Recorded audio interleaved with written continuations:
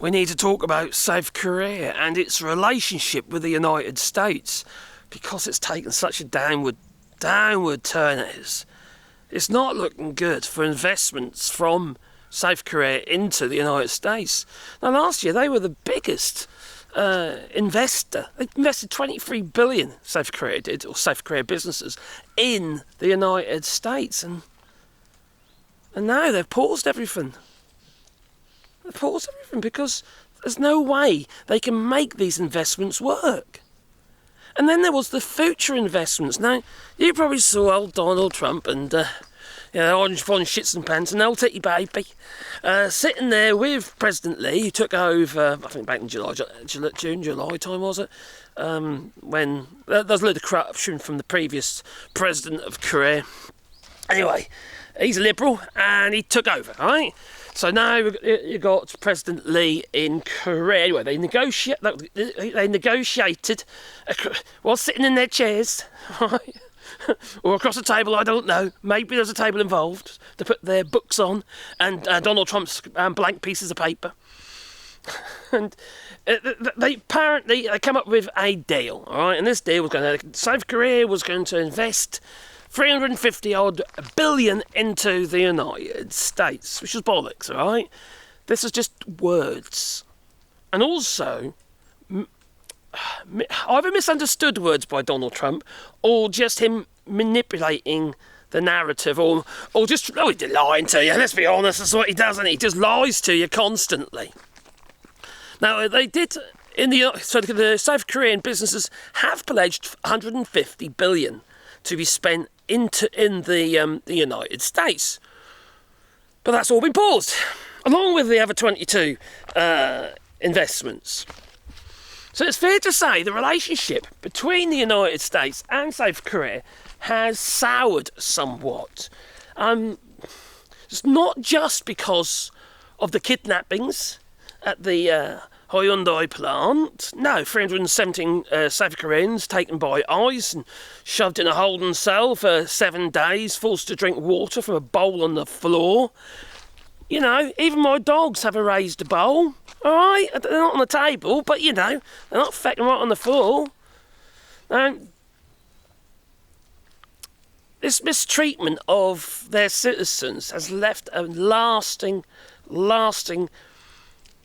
foul taste in South Koreans' mouths. And they are sent from online reports and people who South Koreans who are posting online about everything that's going on, and people who work in the industries, tech industries in the United States, in South Korea, or was in the United States, they're not going to go back. No matter what happens, no matter what is negotiated, while that Orange von Shits and Pantson's in the White House, and there's a threat of being detained again, they ain't going back. I've been saying that all along, but, just go to some of the Korean websites and the comments on some of the articles and what have you. You see for yourself. And also I've had a fair amount of South Koreans comment on my previous videos on this topic, and it's in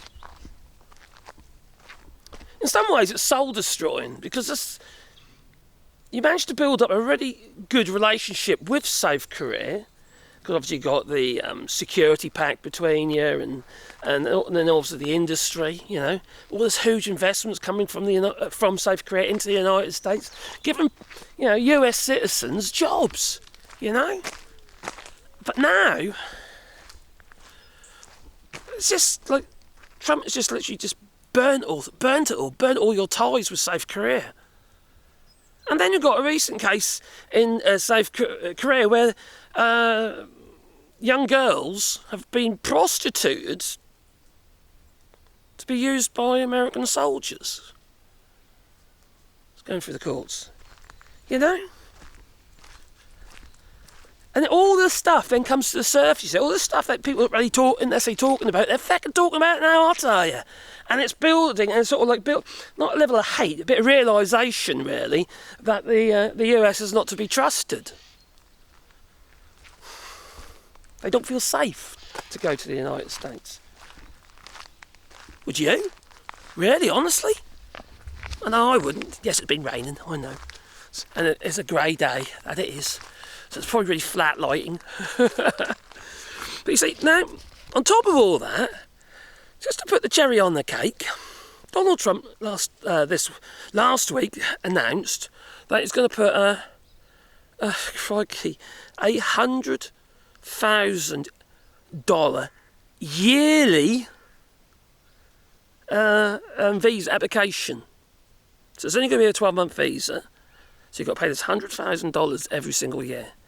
What business is going to pay that? And what individual is going to pay that? It just means that they ain't going to come. So who are you going to get in the United States to work in these factories, build these factories?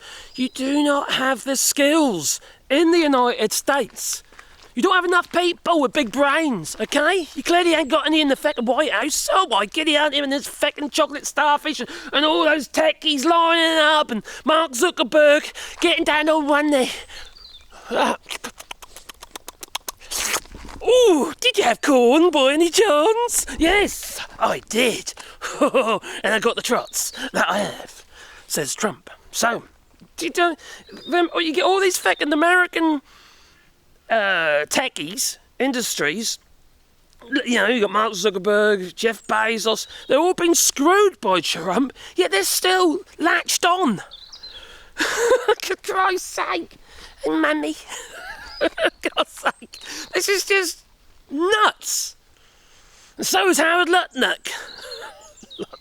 Lutnick, whatever his fucking name is. The Trade Secretary, who is manipulating fucking everybody.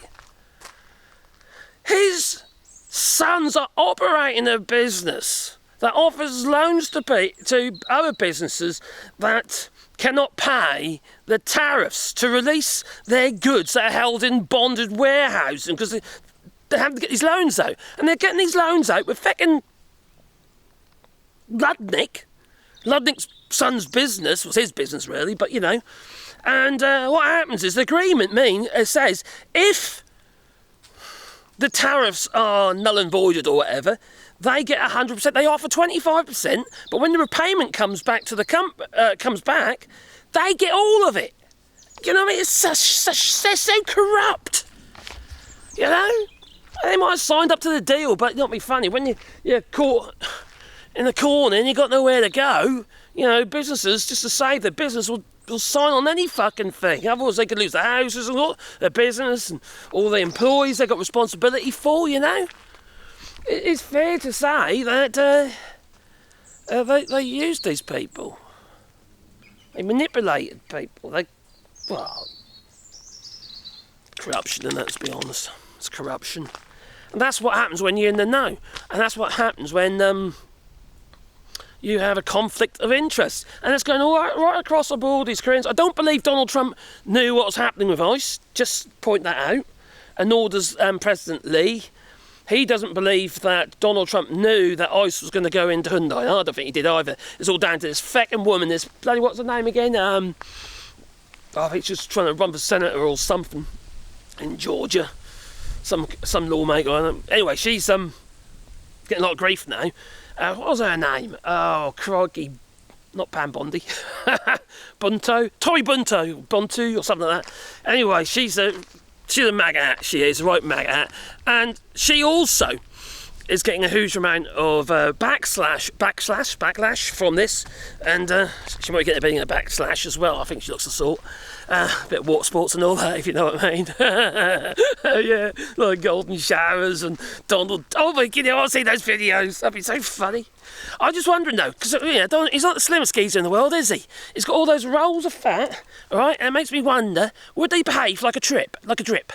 Now, if he gets rained on, my point being is, will his feet still stay dry?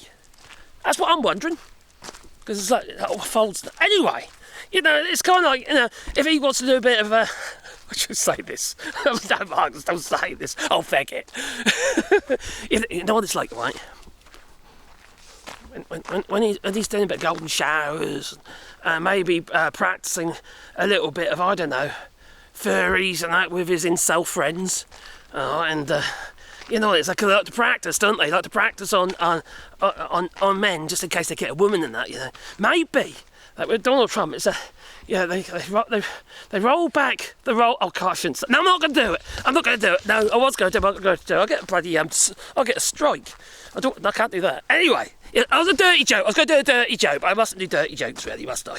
No, it's not civilised. Anyway, so 100k. These visas, all right. They got to pay 100k every single year.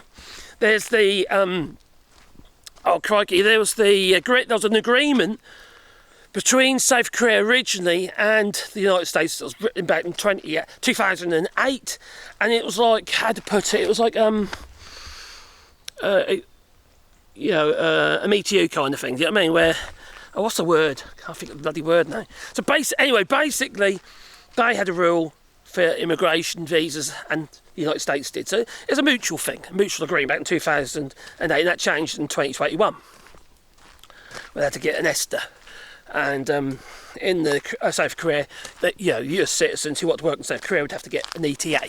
So it just changed, but that's just, the rules were there.